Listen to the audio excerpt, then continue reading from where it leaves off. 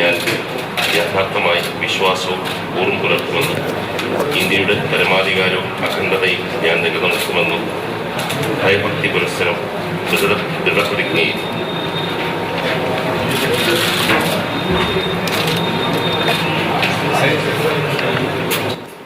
കൊല്ലത്തെ LDF സ്ഥാനാർത്ഥി M Mukesh ഇപ്പോൾ നാമനിർദ്ദേശ പത്രിക സമർപ്പിച്ചിരിക്കുന്നു. അതിന്റെ ദൃശ്യങ്ങളാണ് കണ്ടത്. വരണാധികാരി കൂടിയായ ജില്ലാ കളക്ടർക്ക് മുൻപാകെയാണ് പത്രികാ സമർപ്പണം പൂർത്തീകരിച്ചിരിക്കുന്നത്. കൊല്ലത്തെ LDFന്റെ സ്ഥാനാർത്ഥി M മുകേഷ് നാമനിർദ്ദേശ പത്രിക സമർപ്പിച്ചിരിക്കുന്നു. ജില്ലയിൽ നിന്നും ആദ്യം തന്നെ നാമനിർദ്ദേശ പത്രിക സമർപ്പിക്കുന്ന നേതാവാണ്. സംസ്ഥാനത്ത് തന്നെ ആദ്യമായി തന്നെ പത്രികാ സമർപ്പണം നടത്തുന്ന നേതാവായി M മുകേഷ് പ്രചരണ രംഗത്ത് കൂടുതൽ കരുത്തോടെ മുന്നോട്ട് പോകാനുള്ള നീക്കത്തിന്റെ ഭാഗമായിട്ടാണ് ഇന്ന് തന്നെ പത്രികാ സമർപ്പണം പൂർത്തിയാക്കിയിരിക്കുന്നത്.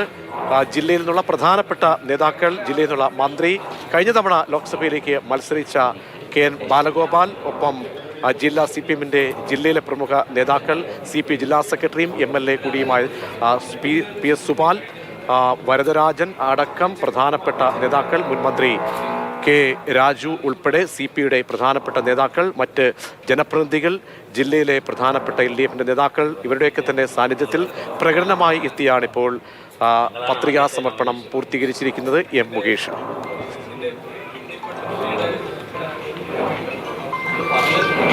കണ്ണനുണ്ട്. കണ്ണൻ, വിവരങ്ങൾ.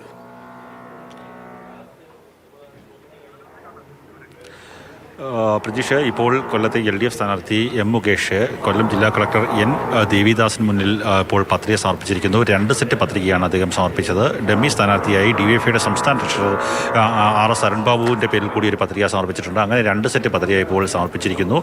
അതിൻ്റെ പ്രാഥമികമായിട്ടുള്ള ഒരു പരിശോധന പൂർത്തിയായി, വിശദമായിട്ടുള്ള ഒരു പരിശോധന പൂർത്തിയാക്കും. അദ്ദേഹം ഈ പത്രിക സമർപ്പിക്കുന്ന സമയത്ത് പ്രതിജ്ഞ നടത്തി. അതിനുശേഷം ഇപ്പോൾ പത്രിക സമർപ്പിച്ചതിൻ്റെ ഒരു രസീത് വാങ്ങുന്നതിന് വേണ്ടി കാത്തിരിക്കുകയാണ്. ധനമന്ത്രി KN ബാലഗോപാൽ, CPIയുടെ ജില്ലാ സെക്രട്ടറിയും MLA കൂടിയായിട്ടുള്ള PS സുപാൽ, അതുപോലെ തന്നെ മുൻ മന്ത്രി K രാജു, CPIM ജില്ലാ സെക്രട്ടറി S സുദേവൻ അടക്കമുള്ള ആൾക്കാരെല്ലാം തന്നെ ഈ പത്രികാ സമർപ്പണ വേളയിൽ അദ്ദേഹത്തോടൊപ്പം ഉണ്ടായിരുന്നു. പ്രധാനമായും CITU ജില്ലാ കമ്മിറ്റി ഓഫീസിൽ നിന്ന് പ്രകടനമായിട്ടാണ് അദ്ദേഹം പത്രിക സമർപ്പിക്കുന്നതിന് വേണ്ടി ഇവിടേക്ക് എത്തിയത്. ഏതാണ്ട് ഒരു 300 മീറ്ററോളം ദൂരം പ്രകടനമായി എത്തിയാണ് അദ്ദേഹം പത്രിക സമർപ്പിച്ചിരിക്കുന്നത്. ജില്ലയിലെ ആദ്യത്തെ പത്രികയാണ്. എനിക്ക് മനസ്സിലായിടത്തോളം സംസ്ഥാനത്ത് തന്നെ ആദ്യത്തെ പത്രികാ സമർപ്പണമാണ് ഇപ്പോൾ നടന്നിരിക്കുന്നതെന്നാണ് മനസ്സിലാക്കുവാൻ സാധിക്കുന്നത്. നിലവിൽ മറ്റ് സ്ഥാനാർത്ഥികൾ വരും ദിവസങ്ങളിൽ പത്രിക സമർപ്പിക്കും.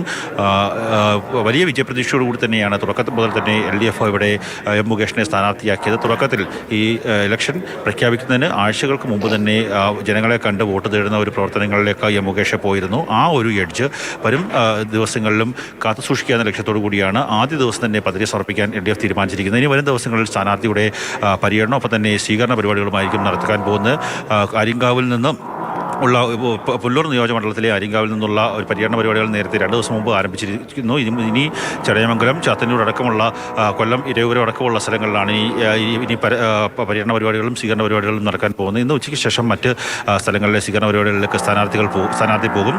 വരും ദിവസങ്ങളിലെല്ലാം തന്നെ കൂടുതൽ ജനങ്ങളിലേക്ക് ഇറങ്ങിച്ചെന്ന് ഈ വോട്ട് പരമാവധി ഉറപ്പിക്കാൻ വേണ്ടിയുള്ള ഒരു ശ്രമമായിരിക്കും LDFിൻ്റെ ഭാഗത്തു നിന്ന് ഉണ്ടാവുക. പരമാവധി കഴിഞ്ഞ കുറേയേറെ കാലമായി LDFിന് കിട്ടാതിരിക്കുന്ന ഒരു ലോക്സഭാ മണ്ഡലമാണ് കൊല്ലം എന്ന് പറയുന്നത്. ആ മണ്ഡലം തിരിച്ചു പിടിക്കുക എന്നുള്ള ലക്ഷ്യത്തോടു കൂടി തന്നെയാണ് LDF സ്ഥാനാർത്ഥിയായിട്ട് കൊല്ലം MLA കൂടിയായിട്ടുള്ള M മുകേഷിനെ ഇപ്പോൾ രംഗത്തിറക്കിയിരിക്കുന്നത്. അല്പസമയത്തിനുള്ളിൽ തന്നെ ഈ പ്രക്രിയകൾ പൂർത്തിയാക്കി സ്ഥാനാർത്ഥിയും നേതാക്കന്മാരും പുറത്തേക്ക് ഇറങ്ങും. അതിനുശേഷമായി CPMന്റെ, അതായത് ഒരു മണ്ഡലം ഒഴികെ ബാക്കിയെല്ലാം CPMന്റെ കുത്തകളായിട്ടുള്ള മണ്ഡലങ്ങളാണ് നിലവിൽ ഉള്ളത്. അപ്പോൾ അവിടെയാണ് UDFന് എഡ്ജുള്ള ആ മണ്ഡലത്തിലേക്ക് അപ്രതീക്ഷിതമായി മുകേഷ് വരുന്നത്. അതുകൊണ്ട് തന്നെ ഈ തെരഞ്ഞെടുപ്പ് പ്രചാരണ രംഗത്ത് ഇത്തരത്തിൽ പത്രിക കൂടി സമർപ്പിച്ച് ഒരു എഡ്ജ് കൂടി മുന്നോട്ട് പോകുമ്പോൾ എത്രത്തോളം വിജയപ്രതീക്ഷയിലാണ് LDF ഉള്ളത്?